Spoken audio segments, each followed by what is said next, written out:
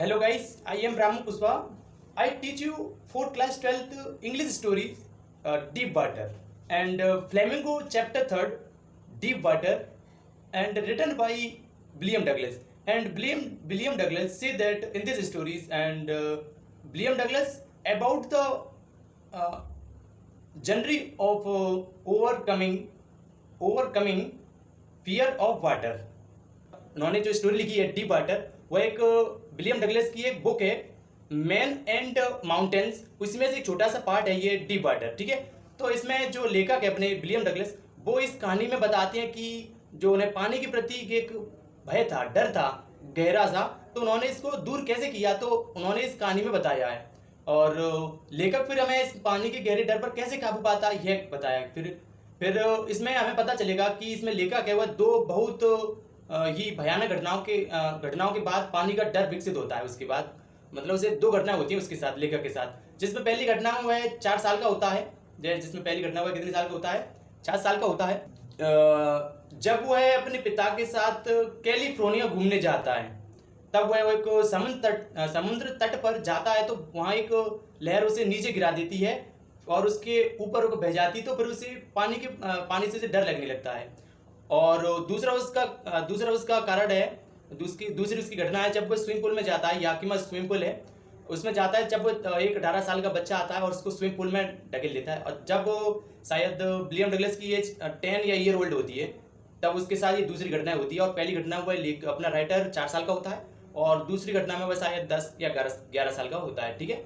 ये आपको याद रखनी है। और पहली घटना में वह 4 साल का था, जो कि वो समुद्र तट पर जो लहरों से उसे बह हो गया था। और फिर दूसरी घटना में वह याकिमा स्विमिंग पूल में वह गिर जाता है, तब उसे दूसरी घटना होती है। फिर वह अपने डर पर कैसे काबू पाता है, उसने इसे स्टोरी में उसने बताया है, ठीक है। चलिए स्टार्ट करते हैं और इस स्टोरी को पढ़ते हैं।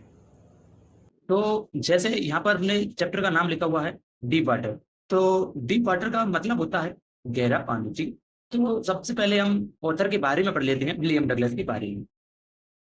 तो विलियम डगलस का जन्म 1898 में हुआ था, मैनिसोटा में, जो कि यूएसए में है, ठीक है। और फिर उन्होंने बैचलर के साथ साथ ग्रेजुएशन के बाद इकोनॉमिक्स में और इंग्लिश में उन्होंने कला धारण की। फिर अ, फिर वे उन्होंने फिर याकिमा में हाई स्कूल में पढ़ाने में 2 साल बिताई। हालांकि वह इससे थक गए और उन्होंने एक कानूनी करियर बनाने का फैसला किया। येल में उनकी मुलाकात फ्रैंकलिन डी फ्रैंकलिन डी अ, रूजवेल्ट से हुई और वे राष्ट्रपति के सलाहकार और मित्र बन गए। डगलस व्यक्तिगत अधिकारियों के अग्रणी समर्थक थे। वह 36 साल के काल के साथ 1975 में सेवानिवृत्त हुए और अदालत के इतिहास में सबसे लंबे समय तक सेवा देने वाले न्यायाधीश बने रहे। निम्नलिखित अंश विलियम ओ डगलस द्वारा लिखी ऑफ मैन एंड माउंटेन से लिया गया था। जैसे मैंने स्टार्टिंग में बताया था, जो अपना डीप वाटर है वह एक विलियम डगलस की बुक है, मैन एंड माउंटेन्स। उसका ये पार्ट है, ये डीप वाटर, ठीक है। और इससे पता चलता है कि कैसे एक युवा लड़के के रूप में विलियम डगलस एक स्विमिंग पूल में लगभग डूब गए थे।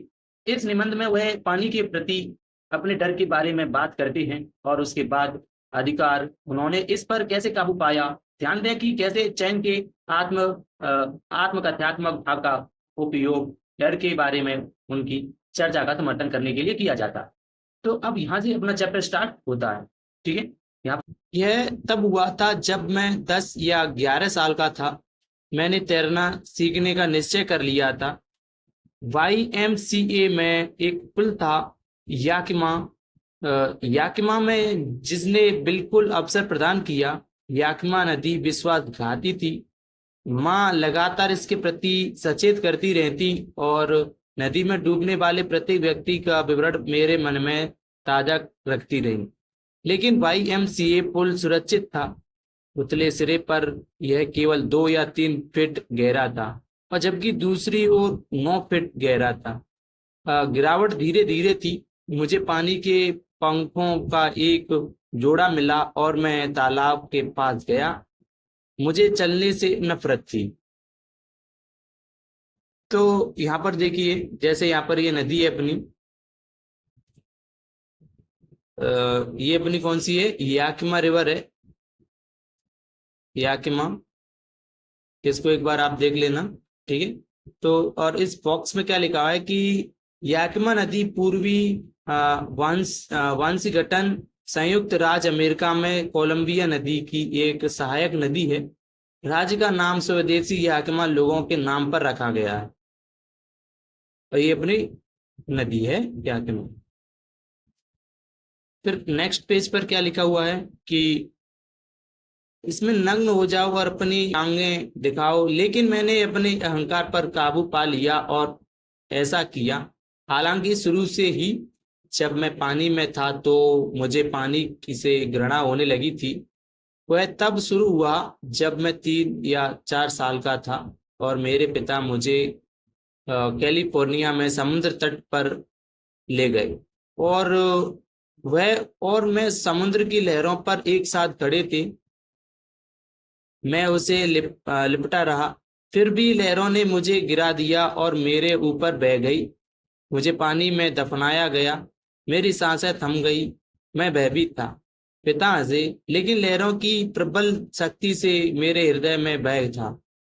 YMCA मेरा परिचय, स्विमिंग पूल, पुनर्जीवित, अप्रिय यादें और बच्चों जैसा डर पैदा हो गया। लेकिन ये मैं थोड़ी देर में मैंने आत्मविश्वास जुटा लिया। मैंने अपने नए के साथ पैडल चलाया। पानी के पंख, दूसरे लड़कों को देखने और सीखने की कोशिश करना, उनकी नकल करके मैंने अलग अलग समय पर ऐसा 2 या 3 बार किया। दिन और अभी भी पानी में सहजता महसूस होने लगी थी। जब दुस्साहस हुआ, मैं पुल में गया जब वहां कोई नहीं था। जगह शांत थी, पानी शांत था और टाइलें वाला तल बाथ टब की तरह सफेद और साफ था। मैं अकेले अंदर जाने से डर रहा था, इसलिए दूसरे का इंतजार करने के लिए मैं पुल के किनारे बैठ गया। मुझे वहां ज्यादा देर नहीं हुई थी कि तभी वहां एक लड़का, जो शायद 18 साल का होगा, एक बड़ी चोट वाला व्यक्ति अंदर आया। उसकी छाती पर घने बाल थे। वह एक सुंदर शारीरिक नमूना था, जिसके पैरों और भुजाओं में तरंगित मांसपेशियां दिखाई देती थी। वह चिल्लाया, हाय स्किनी, तुम्हें कैसे झुकना पसंद आया? इसके साथ ही उसने मुझे उठाया और गहरी पानी में फेंक दिया। मैंने बैठने की स्थिति में उतरा, पानी निकला और तुरंत नीचे चला गया। मैं डर गया था, लेकिन उसी तक अपनी बुद्धि से भयभीत नहीं हुआ था। नीचे उतरते समय मैंने योजना बनाई कि जब मेरे पैर नीचे पड़ेंगे तो मैं एक बड़ी छलांग में लगाऊंगा। सतह पर आए और उस पर सपाट लेट जाएं और पुल के किनारे तक चंपू चल जाएं। ऐसा लग रहा था कि वह बहुत नीचे उतर गया है। वे 9 पैर नंबे के साथ थे, और इससे पहले कि मैं नीचे छूता, मेरे फेफड़े फटने को तैयार थे। लेकिन जब मेरे साथ नीचे पड़े तो मैंने अपनी सारी ताकत लगा दी, और जो मैंने सोचा था वह ऊपर की ओर एक बड़ा झरना था। मैंने कल्पना की कि मैं कॉर्क की तरह सतह पर झुक जाऊंगा। इसके बजाय मैं धीरे धीरे ऊपर आया। मैंने अपनी आंखें खोली और कुछ नहीं दिखा, लेकिन पानी जिसमें गंदा पीलापन था। मैं घबरा गया। मैं ऐसे ऊपर पहुंचा मानो कोई रस्सी पकड़ रहा हो, और मेरे हाथ केवल पानी पर टिके हुए थे। मेरा दम घुट रहा था। मैंने चिल्लाने की कोशिश की, लेकिन कोई आवाज नहीं निकली। फिर मेरी आंखें और नाक तो पानी से बाहर और निकली, मुंह नहीं। मैं पानी की सतह पर लड़खड़ाने लगा, निगल गया, और मेरा दम घुट गया। मैंने अपने पैरों को ऊपर लाने की कोशिश की, लेकिन एक लकग्रस्त और कठोर होकर मृत व्यंजन की तरह लटके हुए थे। एक बड़ी ताकत मुझे अपने नीचे खींच रही थी। मैं चिल्लाया, लेकिन केवल पानी ने ही मेरी बात सुनी। मेरे पास था पुल के तल तक वापस जाने की लंबी यात्रा शुरू की। जैसे ही मैं नीचे गया, मैंने पानी पर प्रहार किया। अपनी ताकत ऐसे खर्च की जैसे कोई में किसी अप्रतिरोध शक्ति से लड़ता है। मेरी तो सारी सांसें ही थम गई थी, मेरे फेफड़े में दर्द हुआ, मेरे सिर धड़क गया, मुझे चक्कर आ रहा था। लेकिन मुझे रणनीति याद आ गई कि पुल के नीचे से निकलूंगा और पौर की सतह पर आऊंगा। मैं पानी की पर सीधा लेट जाता, अपनी भुजाओं से करता और अपने पैरों से प्रहार करता। जब मैं तालाब के किनारे पहुंच जाऊंगा और सुरक्षित रहूंगा। मैं अंतहीन रूप से नीचे नीचे चला गया। मैंने अपनी आंखें खोली, आंखें पीली चमक वाली पन्नी के अलावा कुछ नहीं, काला पानी जिसके आर पार नहीं देखा जा सकता।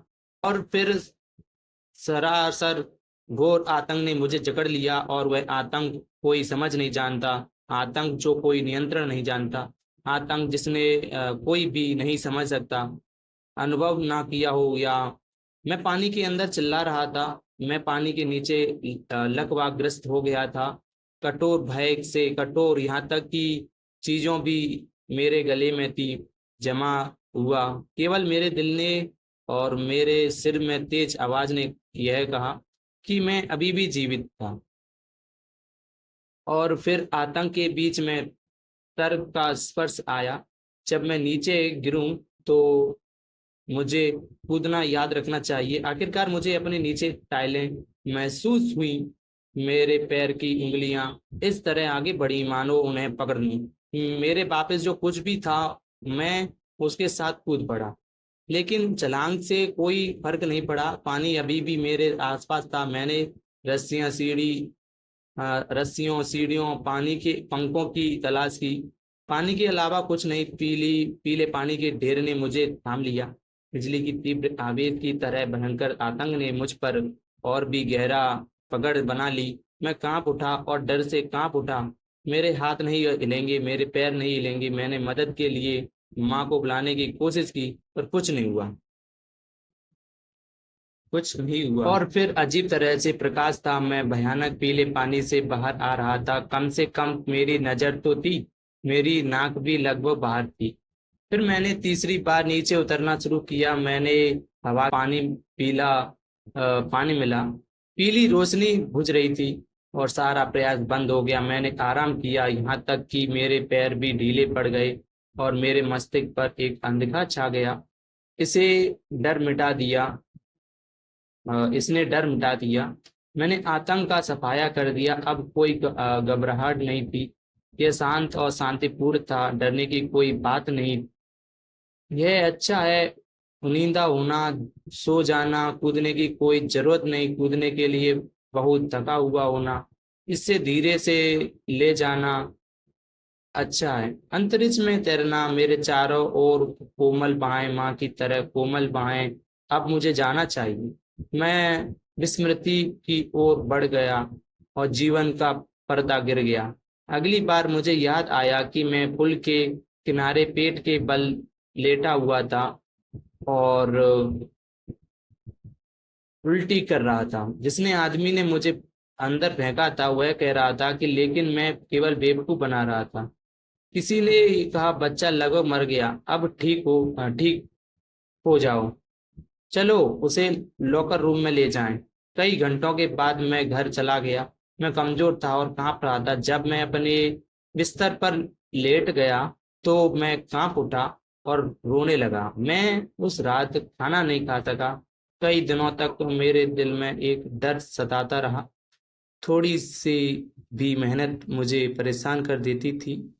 मेरे घुटने लड़खड़ाने लगते थे और मेरा पेट खराब हो जाता था। मैं कभी भी पुल में वापस नहीं गया। मुझे पानी से डर लगता था। जब भी संभव हुआ मैंने इसे टाला। कुछ साल बाद जब मुझे कैस्केड के पानी के बारे में पता चला, मैं उनमें घुसना चाहता था। और जब भी मैंने ऐसा किया, चाहे वे टिएटन या पंपिंग नदी पर जा रहा था या गेट रॉक्स की गर्म झील में स्नान कर रहा था, पुल में जो आतंक मुझे जकड़ लिया था वह वापस आ जाता था। यह मुझ पर पूरी तरह कब्जा कर लेना, मेरे पैर पंगु हो जाएंगे, बर्फीला आतंक मेरे दिल को जकड़ लेगा। जैसे जैसे साल बीतते गए यह बाधा मेरे साथ बनी रही। मैंने झीलों पर, डार्लिंगों में, जमीन से गिरे सैलिम के लिए मछली पकड़ना। न्यू हैम्पशायर में बस मछली पकड़ना, ओरेगोन में डेजर्ट्स और मेटोलियस पर ट्राउट मछली पकड़ना, कोलंबिया में सैल्मन के लिए मछली पकड़ना, कैस्केड में बम्पिंग झील पर मैं जहाँ भी गया पानी का भयावह डर मेरा पीछा करता रहा। इसने मेरी मछली पकड़ने की यात्रा को बर्बाद कर दिया।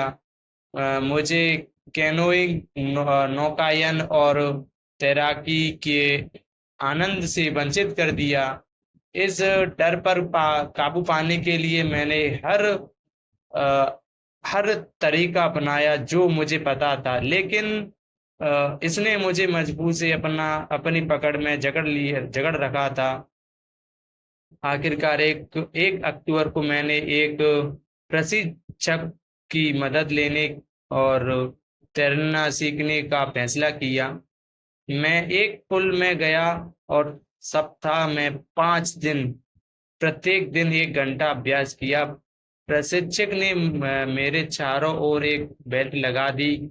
बेल्ट से जुड़ी एक रस्सी के एक पुल से होकर गुजरती थी जो ओवरहेड केबल पर चलती थी।